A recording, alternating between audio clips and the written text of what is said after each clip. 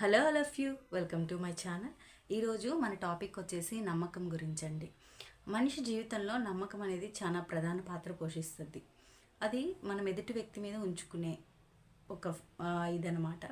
అది మన బిజినెస్లో కానీ, మన ప్రొఫెషనల్ లైఫ్లో కానీ, మన పర్సనల్ లైఫ్లో కానీ మనం హ్యాపీగా మూవ్ ఆన్ అవ్వాలి అని అంటే ఖచ్చితంగా మనం కొందరిని బ్లైండ్గా అయితే నమ్ముతూ ఉంటాం అన్నమాట. ఆ నమ్మిన సందర్భంలో వాళ్ళ నుంచి మనం ఎదుర్కొనే పరిస్థితులు కొన్ని చాలా కఠినంగా ఉంటాయి. అంటే మనం వాళ్ళు ఎంత బ్లైండ్గా నమ్మామో వాళ్ళు మనల్ని అంత బ్లైండ్గా అయితే మోసం అయితే చేస్తూ ఉంటారు. అది మన ప్రొఫెషన్కి సంబంధించి అయి ఉండొచ్చు, లేదా మన పర్సనల్ లైఫ్కి సంబంధించి అయి ఉండొచ్చు. ఆ సందర్భం ఎలా ఉంటుంది అని అంటే మనం ఫేస్ చేయలేము. ఆ వ్యక్తి మోసం చేశారు అనే విషయానికంటే కూడా వాళ్ళ మీద మనం ఉంచుకున్న నమ్మకాన్ని వాళ్ళు కోల్పోయారనే విషయమే మనల్ని ఎక్కువ బాధకి గురి చేస్తూ ఉంటుంది అనమాట.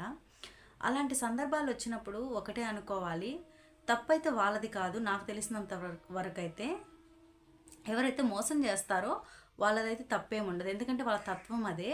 మనల్నికైనా ఇంకొకరినైనా వాళ్ళు ఒకటేగా ట్రీట్ చేస్తారు. ఎందుకంటే వాళ్ళ తత్వమే మోసం చేయడం కాబట్టి వాళ్ళు మోసం చేయడం అనేది వాళ్ళకి ఈజీయే.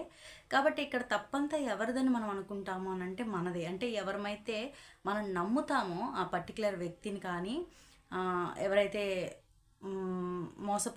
మోసం చేయగలిగిన వ్యక్తులు ఎవరైతే ఉంటారో వాళ్ళని ఎవరైతే నమ్ముతారో వాళ్ళదే తప్పు అని నేను అనుకుంటాను. ఎందుకంటే ప్రజెంట్ ఉన్న పరిస్థితుల్లో ఎవరిని కూడా అంత ఈజీగా నమ్మకూడదు. అది నా జీవితంలో నేను తెలుసుకున్న ఒక విషయం అని అయితే నేను అంటాను. ఎందుకనంటే వాళ్ళు మనకెంత దగ్గరైన వాళ్ళైనా సరే, వాళ్ళు మనకెంత కావాల్సిన వాళ్ళైనా సరే, వాళ్ళు మనతో ఎంత బాగున్నా సరే, మన విషయాలు, మన వీక్నెస్లు వాళ్ళకి పూర్తిగా ఎప్పటికీ తెలియకుండా ఉండడమే బెటర్ అనమాట.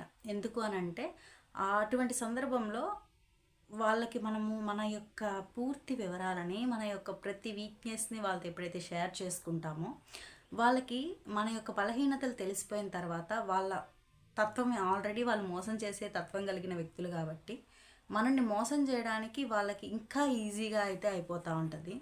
అండ్ నెక్స్ట్ విషయం ఏంటి అని అంటే చాలామందిని నేను చూస్తున్నాను అనమాట. ఇలా ఎవరి చేతులైనా మోసపోవడంతో వాళ్ళు ఎమోషనల్గా చాలా డౌన్ అయిపోతారు. చాలా ఏదో కోల్పోయినట్టుగా అయిపోతుంటారనమాట.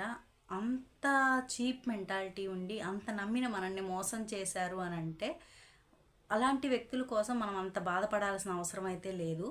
మూవ్ ఆన్ అయిపోవడమే ముందుకి. ఈ మోసం అనేది నాకు తెలిసినంత వరకు ఒక మనిషిని హింసించడానికంటే తక్కువైన విషయం ఏం కాదు.